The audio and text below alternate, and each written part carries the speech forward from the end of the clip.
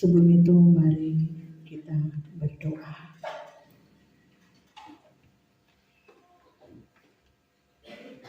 Buka hati kami untuk dengar suara kebenaran-Mu, sehingga kami diberkati, kami dituntun dan dapat melakukan kehendak firman-Mu. Berfirmanlah ya Tuhan Yesus. Amin. Saudara-saudara, pembacaan Alkitab di minggu berjalan ini dalam Filipi pasal 4. Filipi pasal 4 ayat 2 sampai dengan ayat 9. Filipi pasal 4 ayat 2 sampai dengan ayat 9. Kita akan baca bersama-sama dari perikop nasihat-nasihat terakhir. Filipi 4 ayat 2 sampai ayat 9 kita mulai. Euodia kunasehati dan Sintike kunasehati, supaya sehati sepikir dalam Tuhan. Bahkan kuminta kepadamu juga, Sunsugos temanku yang setia, tolonglah mereka, karena mereka telah berjuang dengan aku dalam pekabaran Injil, bersama-sama dengan Clemens dan kawan-kawanku sekerja yang lain, yang nama-namanya tercantum dalam kitab kehidupan. Bersukacitalah senantiasa dalam Tuhan. Sekali lagi kukatakan, bersukacitalah. Hendaklah kebaikan hatimu diketahui semua orang. Tuhan sudah dekat. Janganlah hendaknya kamu khawatir tentang apapun juga, tetapi nyatakanlah dalam segala hal keinginanmu kepada Allah dalam doa dan permohonan dengan ucapan syukur. Damai sejahtera Allah yang melampaui segala akal akan memelihara hati dan pikiranmu dalam Kristus Yesus. Jadi akhirnya saudara-saudara, semua yang benar, semua yang mulia, semua yang adil, semua yang suci, semua yang manis, semua yang sedap didengar, semua yang disebut kebajikan dan patut dipuji, pikirkanlah semuanya itu. Dan apa yang telah kamu pelajari, dan apa yang telah kamu terima, dan apa yang telah kamu dengar, dan apa yang telah kamu lihat padaku, lakukanlah itu. Maka Allah sumber damai sejahtera akan menyertai kamu. Demikian pembacaan Alkitab pada saat ini. Di tengah sukacita kita berada di bulan yang baru, bulan Juli, yang dalam kalender wilayah Remboken, bulan Juli adalah bulan pengucapan syukur. Ini kalender gereja wilayah Remboken. Itu tadi malam juga sudah dipercakapkan dengan ketua wilayah bahwa Remboken bulan Juli bulan pengucapan syukur. Dan kalau tidak salah, puncak perayaan dilaksanakan tanggal 30. Ini wilayah Remboken. Jadi kita cuma sampaikan apa yang disampaikan oleh wilayah. Nah, saudara-saudara, kita mengucap syukur karena anugerah Tuhan, pemeliharaan Tuhan. Berpengucapan syukur bukan berpengecapan. Mensyukuri semua kebaikan Tuhan setengah tahun perjalanan hidup kita di tahun 2023. Saudara-saudaraku yang dikasihi Tuhan, inilah kehidupan kita manusia. Dan orang harus jujur mengakui bahwa manusia ini sebenarnya saat dilahirkan pasti kita akan berhadapan dengan kesulitan dan pergumulan. Tapi tetap ada ucapan syukur sama dengan bacaan ini. Kita berhadapan dengan kesulitan, dengan berbagai pergumulan. Kenapa? Karena kita sudah mewarisi kodrat dosa. Bahwa bumi ini sudah rusak. Dan tubuh jasmani ini sudah rusak. Nah, saudara-saudaraku yang dikasih Tuhan, kalau orang perhatikan di saat bayi itu dilahirkan, tanda bahwa ada kehidupan yaitu dia menangis. Ada tangisan. Tangisan ini menunjuk kepada kehidupan yang akan dijalani, akan melewati rasa sakit. Kehidupan yang akan dijalani tidak akan selamanya aman dan nyaman. Dan ini orang akui mulai dari kebutuhan pokok kita. Makan, minum, pakai. Ditambah dengan kesenangan-kesenangan yang orang hadapi. Saudara-saudara, karena itu ayat 6 mengatakan, janganlah hendaknya kamu khawatir tentang apapun juga. Ayat 6a. Janganlah hendaknya kamu khawatir tentang apapun juga. Memang manusia normal, orang memang mengalami kekhawatiran. Kekhawatiran dalam banyak hal. Makanan, minuman, pakaian, tempat tinggal. Khawatir dengan kesehatan, dengan ekonomi kita. Belum lagi menyangkut psikis kita. Ketika orang diinjak-injak, ditampar dalam tanda kutip di sini. Ketika orang tidak dihormati, tidak dihargai. Ketika hidup kita teraniaya. Baik itu terjadi di dalam keluarga kita maupun di luar keluarga kita. Dan ini yang dialami oleh manusia. Orang tidak dapat menghindarinya. Tapi firman Tuhan mengatakan sekali lagi, janganlah hendaknya kamu khawatir tentang apapun juga. Tentang apapun juga. Khawatir ada. Takut, cemas memang ada. Semua manusia mengalami itu. Tetapi saat kita alami hal-hal seperti itu, ada pergumulan, ada persoalan dalam hidup, ada tekanan-tekanan hidup yang berat, sakit penyakit yang berat dan sebagainya. Firman Tuhan mengajarkan kita. Firman Tuhan mengajarkan di ayat 6b.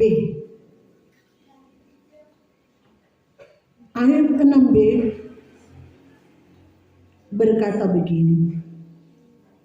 Tetapi nyatakanlah dalam segala hal keinginanmu kepada Allah dalam doa dan permohonan dengan ucapan syukur. Nyatakanlah keinginanmu kepada Allah. Ini firman Tuhan berbicara kepada kita.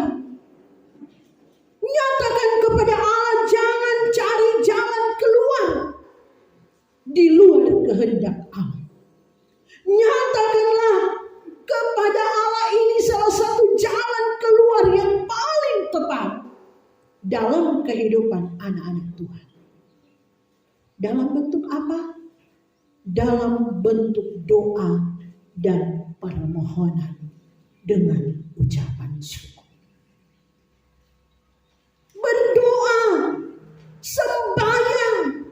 Orang harus berdoa, sembahyang. torang Tuhan Yesus.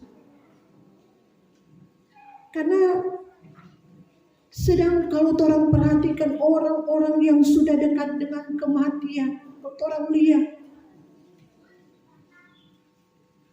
tidak ada jalan lain selain berdoa. Dalam ketakberdayaan, so siksa sekali. Tuh hidup, kurang di tempat tidur, kurang pakai pampers. Tak ada jalan lain selain sembahyang pada Tuhan. Berdoa, minta pada Tuhan. Ketika orang menghadapi kekhawatiran, kecemasan, sampai anak-anak semua masuk sekolah lagi. Tuhan, tidak ada doa kita mau beli seragam, mau beli buku, mau beli tas, mau bayar SPP anak. Sembahyang pada Tuhan. Datang pada Tuhan, badekat pada Tuhan. Jika orang menghadapi berbagai pergumulan kita, tapi keluarga, sonda ada damai sejahtera, tapi anak sonda dengar petorang susah sekali diatur dan sebagainya. Berdoa, nyatakan kepada Allah dalam doa dan permohonan. Nyatakanlah keinginanmu kepada Allah.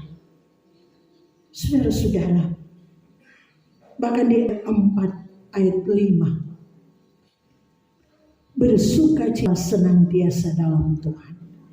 Sekali lagi kukatakan, bersukacitalah.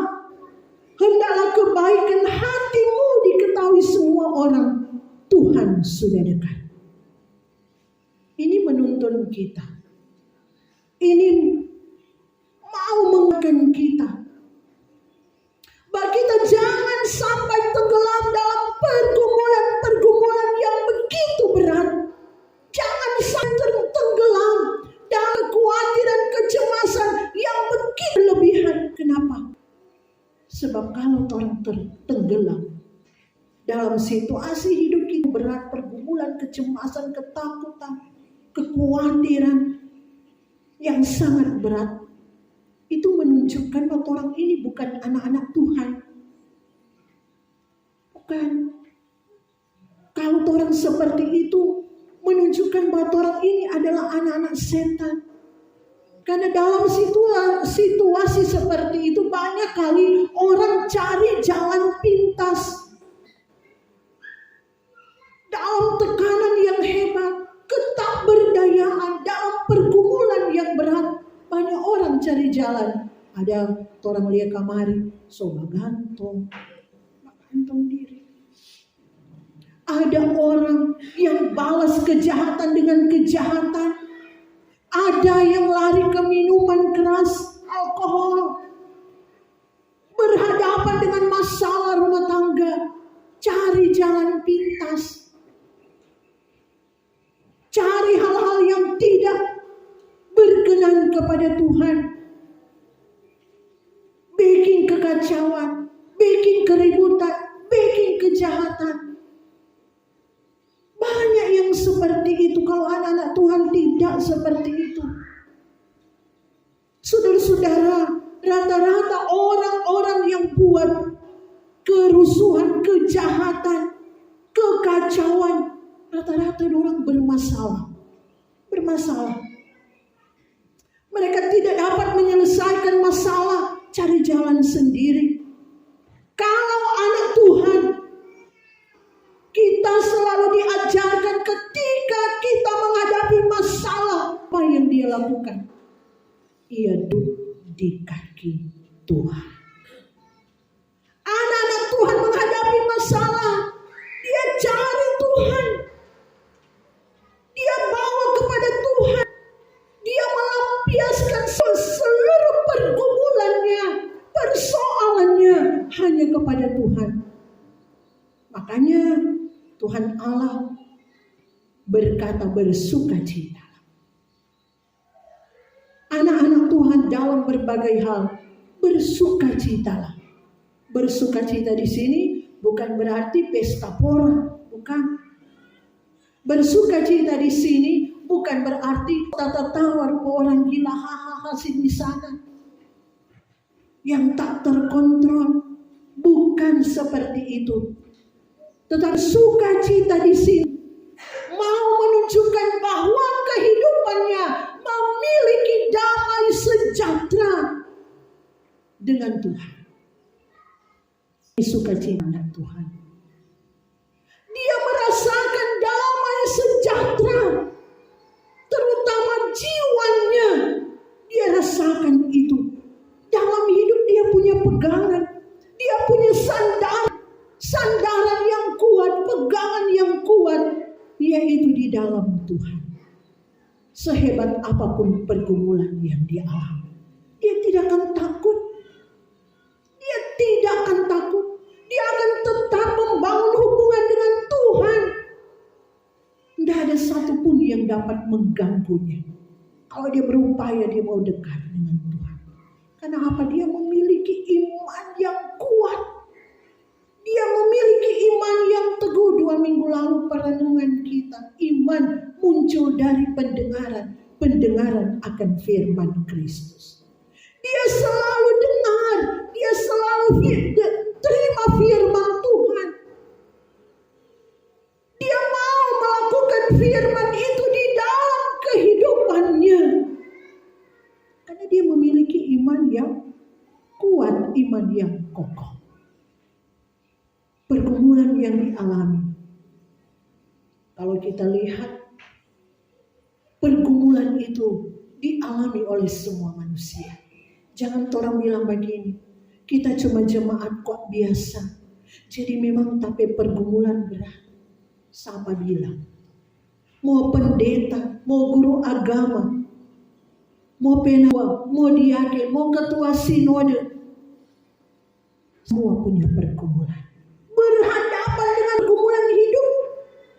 Kalau orang lihat 2 dan 3 bacaan kita ini lain lagi. Ewodia kunasehati dan kunehati, supaya sehati sepikir dalam Tuhan. Ini menunjukkan bahwa ada pergumulan hamba Tuhan. Ada pergumulan pelayan-pelayan khusus. Ada. Pergumulan itu tanpa batas. Siapapun bisa menghadapi pergumulan.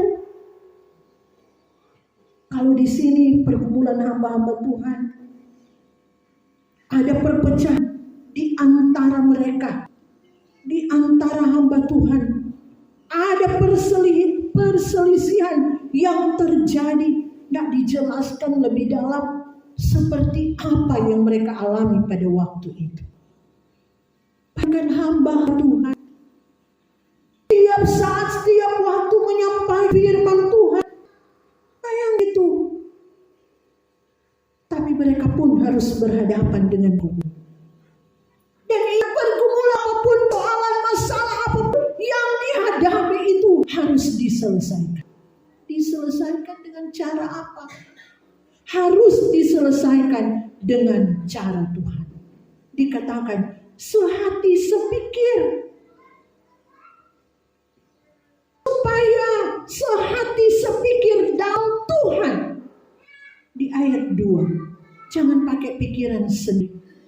Jangan pakai pikiran dunia. Pakai pikiran Tuhan.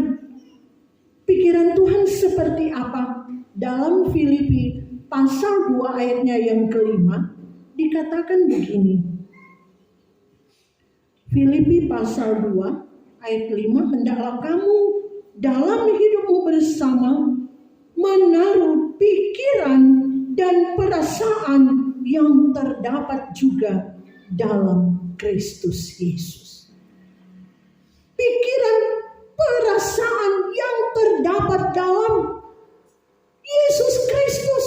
Ini cara Tuhan ketika orang harus menyelesaikan persoalan, masalah, pergumulan. Nah, saudara-saudara, tujuan kita adalah kerajaan sorga.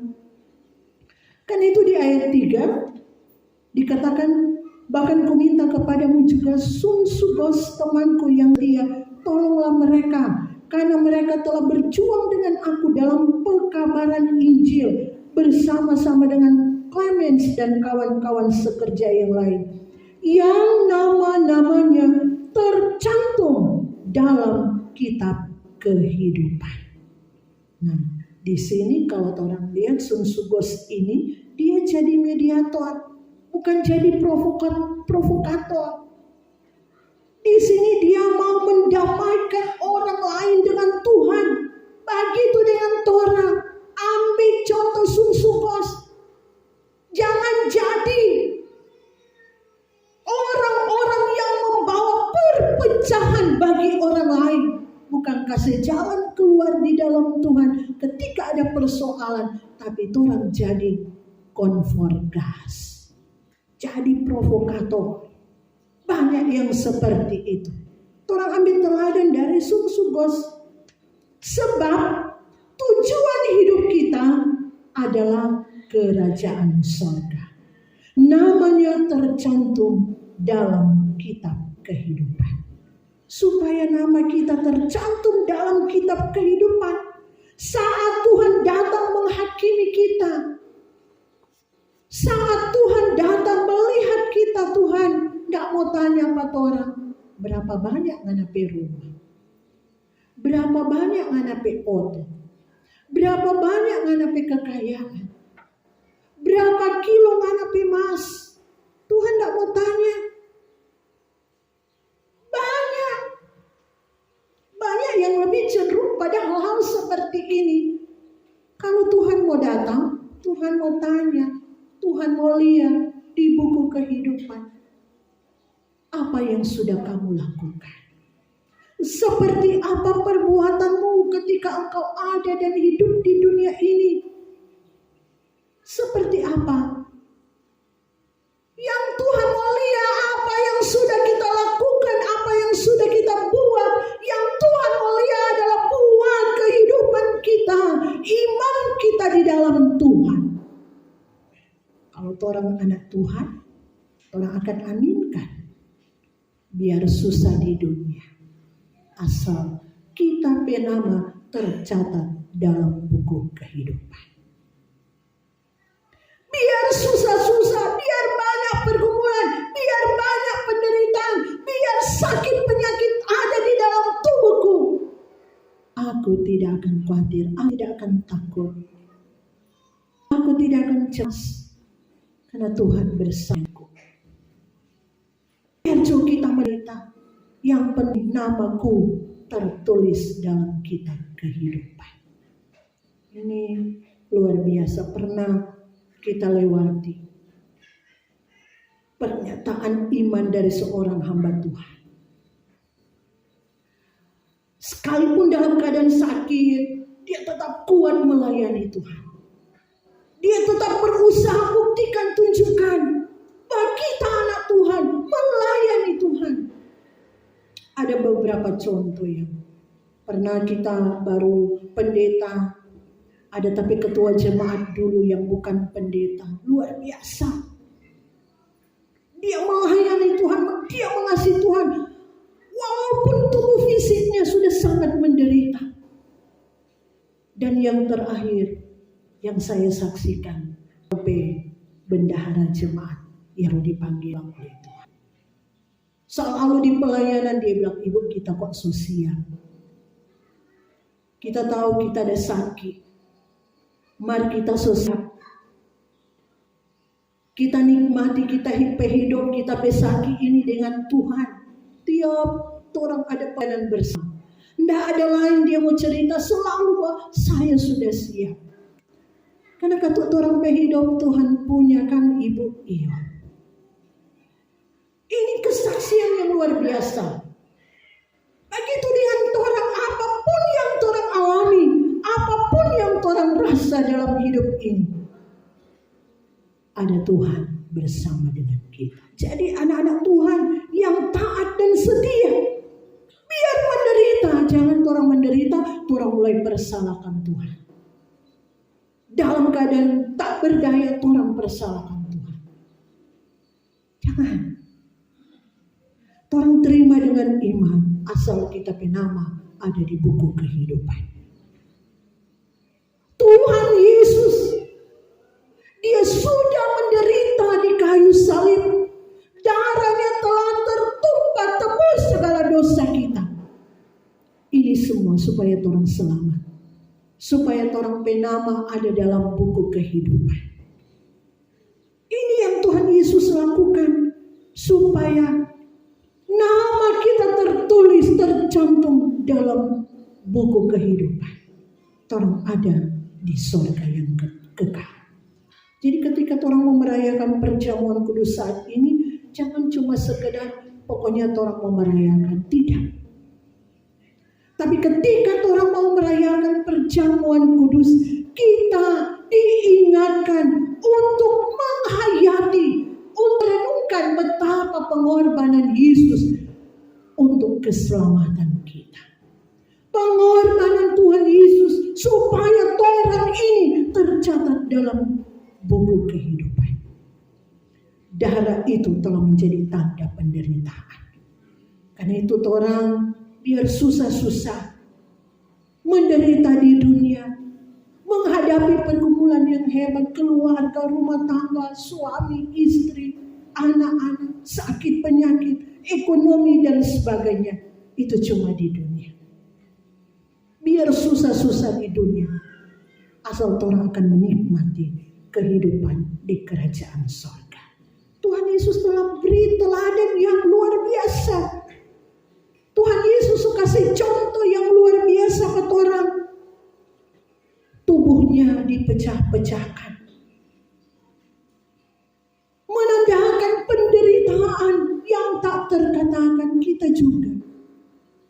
Jangan orang cari senang sendiri.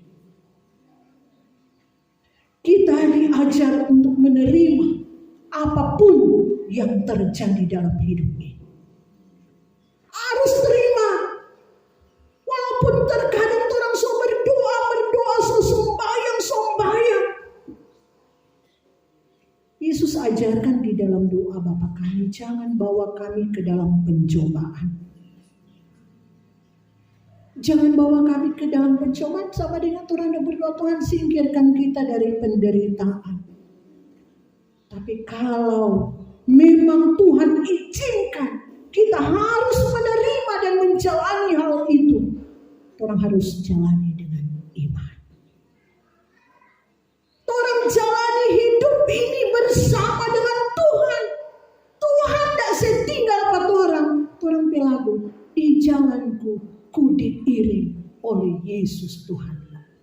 Yang kali kalau orang cuma menyanyi begitu, orang tidak terasa. Padahal ini membuktikan bahwa sebagai anak Tuhan di tengah penderitaan, kesukaran hidup, apapun yang orang alami, perjalanan hidup kita diiringi oleh Tuhan. Kita berjalan dengan Tuhan. Apakah yang kurang lagi jika ia panduku? Jika ia yang menuntun aku, apa yang kurang lagi? Suka duka dipakainya untuk kebaikanku. Anak Tuhan harus begitu. Harus menerima apa yang Tuhan beri bagi kita atas seizin Tuhan. Mari jangan cari sendiri itu penderitaan. Jangan backing sendiri, karena itu ada di bawah kendali kuasa setan. Tapi kalau seizin Tuhan, Tuhan akan dimampukan. Tuhan akan ditolong. Suka dan duka dipakainya untuk kebaikanku, asalkan namaku tertulis dalam buku kehidupan. Amin. Amin. Biar susah-susah, biar seberat hati. Kalau orang berat menghadapi pergumulan, orang tetap pikul bersama dengan Tuhan. Orang hadapi bersama dengan Tuhan. Makanya tadi dikatakan berdoa, sembahyang kepada Tuhan. Memang begitu. Ayatnya yang kelima, hendaklah kebaikan hatimu diketahui semua orang. Tuhan sudah dekat. Bayangkan saudara-saudara, orang sapikul salib, orang so menderita, pikul beban yang berat, orang so menangis, orang harus diminta tunjuk kebaikanmu kepada semua orang. Tunjukkan kebaikan hatimu pada semua orang. Memang ikut Tuhan Yesus tidak gampang. Ikut Tuhan Yesusnya tidak mudah. Mau menyangkal diri itu tidak gampang. Kita sudah dicaci maki, sudah diludahi, sudah ditampar. Masih Tuhan minta tunjukkan kebaikan hatimu. Sanggup tidak Tuhan dalam situasi seperti itu? Jangan pernah menyerah. Jangan pernah menyerah. Sabar saja, dikatakan Tuhan sudah dekat. Tuhan sudah dekat. Umur kita di dunia ini pendek. Dikatakan seperti rumput, seperti bunga, tumbuh dan sebentar, lisut dan layu. Hanya sebentar saja orang punya umur di dunia ini. Tapi anak-anak Tuhan, jangan takut. Jangan takut. Jangan kita mau tunggu Tuhan datang di awan-awan. Saat Tuhan panggil penghiburan bagi kita, kapanpun itu Tuhan panggil. Penghiburan bagi anak-anak Tuhan. Namamu tertulis dalam buku kehidupan. Ikut Tuhan, ikut. Paksa diri, tak gampang memang. Paksa diri ikut Tuhan. Di ayat 8.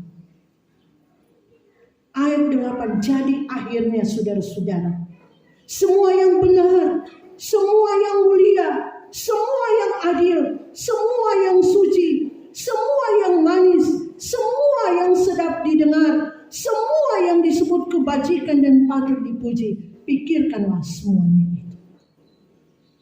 Anak-anak Tuhan, jangan berpikir yang jahat. Tetapi pikiran anak-anak Tuhan seperti ini. Ada 7 orang baca tadi. Pikiran anak-anak Tuhan adalah semua yang benar, semua yang mulia, semua yang adil, semua yang suci, semua yang manis, semua yang sedap didengar, semua yang disebut kebajikan dan patut dipuji. Ada 7. Pikirkanlah semuanya itu. Pikirkan semuanya itu. Itu yang 7 ini adalah pikiran-pikiran baik, bukan pikiran jahat. Sehingga kalau orang memiliki ini, tidak perlu orang dicurigai oleh orang lain. Tidak perlu. Tidak perlu juga kita mencurigai orang lain. Tidak perlu. Karena orang membuktikan bahwa orang ini adalah anak-anak Tuhan.